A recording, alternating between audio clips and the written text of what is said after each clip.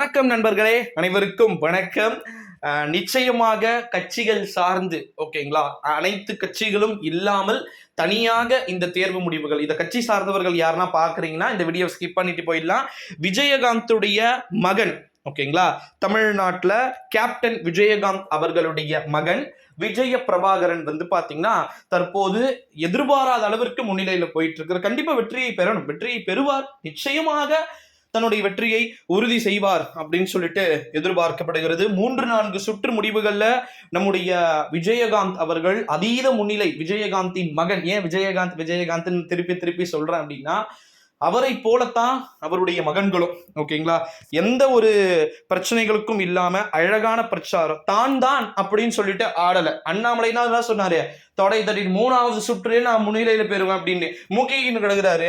20,000 ஓட்டு முன்னியத்துல 20,000 ஓட்டுக்கள் வித்தியாசத்துல முன்னிலையில போயிட்டு இருக்கிறார் திமுக வேட்பாளர் செல்வ இவரு, திமுகவுடைய கேண்டிடேட்டு. என்னங்க இதெல்லாம் வாய் இருக்கு. எப்பவுமே சரி, மக்கள் இருக்கிறாங்க, நமக்குத்தான் இதுதான் வரும்னு சொல்லிட்டு ஆடவே கூடாது. தலைகணம் இருக்கக்கூடாது.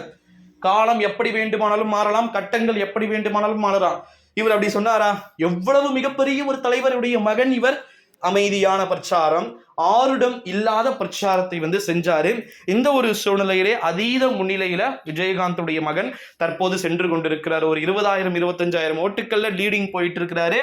மேபி எண்டிங்ல பார்க்கும் போது ஒரு 1 மணி 2 மணி நிலவரப்படி பார்க்கும்போது கண்டிப்பா வந்து ஒரு கிட்டத்தட்ட 1.5 லட்சம் இல்ல 1 லட்சம் வாக்குகள், 1 லட்சத்துக்கு கிட்ட வரும் அப்படின்னு சொல்லிட்டு எதிர்பார்க்கப்படுகிறது. நண்பர்களே, வரட்டும்.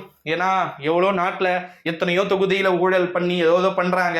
பட் இவருடைய ஒரு சில பேருடைய முகத்தை பார்த்தால் தெரியும். கேப்டனின் மகன்கள் ஊழல் அடிப்பார்களா? வாய்ப்பே வந்து கிடையாது.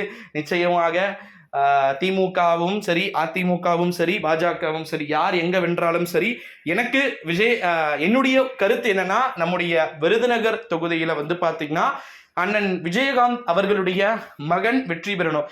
ஏன்னா விஜயகாந்த் தான் நம்ம ஜெயிக்க வைக்காம, அதாவது முதலமைச்சர் ஆக்காம எதிர்கட்சி தலைவராக ஆக்கிட்டோம்.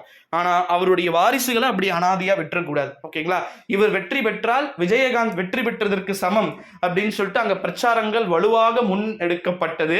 அதனால கண்டிப்பா வந்து பாத்தீங்கன்னா சின்ன கவுண்டரு வெற்றியை பெறுவார் அப்படின்னே வந்து சொல்லலாம். இது நானும் திமுகவிற்கு ஆதரவான பல்வேறு விதமான கருத்துக்களை கூறினாலும் என்னுடைய தனிப்பட்ட விருப்பம் விருதுநகரில் விஜய பிரபாகரன் விஜயத்தை ஏற்படுத்திவிடல் வேண்டும் அப்படின்றது தான்.